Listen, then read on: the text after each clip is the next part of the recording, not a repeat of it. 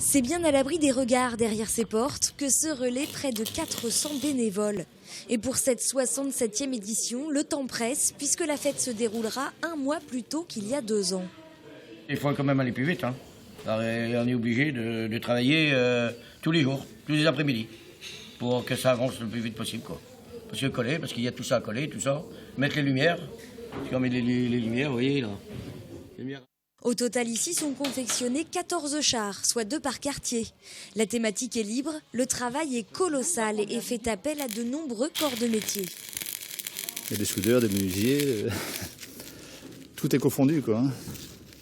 Chacun y met un peu de sien, électricien après pour poser des guirlandes aussi, quoi. Arrêtez là, parce que Oui, dommage.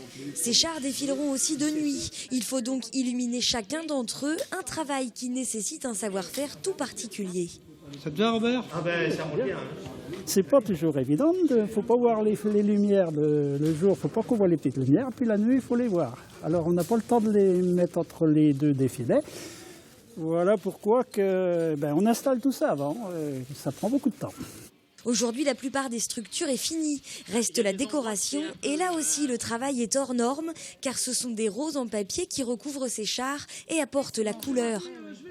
Autrefois, chaque quartier confectionnait ses roses une à une, à la main. Aujourd'hui, sur les 7 quartiers, seuls 3 sont en mesure de perpétuer cette tradition. La faute à un manque de main-d'œuvre. C'est après, quand elles sont bien ouvertes comme ça, on les colle comme ceci. Et à raison de 1000 roses au mètre carré, tout est affaire de patience. D'autant que depuis quelques années, les bénévoles se font plus rares, surtout les jeunes. Un bémol qui n'empêchera pas que la fête soit belle. 50 000 spectateurs sont attendus pour applaudir ces chars le week-end de la Pentecôte.